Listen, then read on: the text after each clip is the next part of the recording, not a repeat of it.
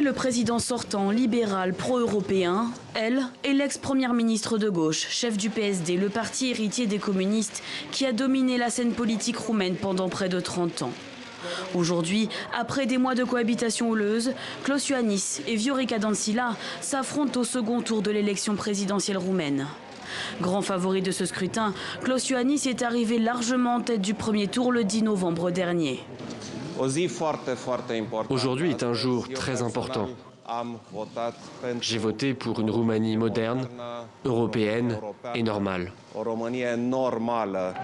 Klaus Iohannis s'est positionné en rempart de la démocratie face à un régime toxique selon ses propres mots. Son adversaire, elle, l'a qualifié d'homme lâche et arrogant et de dictateur. Le ton est donné. Nous attendons une révolution. Quelque chose de mieux. Nous l'attendons et il n'y a rien qui arrive. J'ai voté pour une Roumanie d'ordre, de discipline et de droit. Au cœur de cette campagne, un sujet central, la corruption. Un sujet qui a déclenché des manifestations dans le pays et qui a éclaboussé le PSD, le parti de Viorica Dăncilă.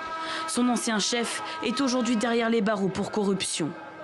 La candidate dont le gouvernement a été renversé en octobre dernier est restée fidèle à sa ligne axée sur la défense des Roumains. J'ai voté pour plus d'implication, plus de travail, de respect et d'engagement pour le peuple roumain et nos intérêts nationaux. Avec ce scrutin, l'ex-première ministre joue également sa survie à la tête du PSD. Au premier tour, elle avait recueilli 22% des voix, soit la moitié du score enregistré par sa formation aux législatives de 2016.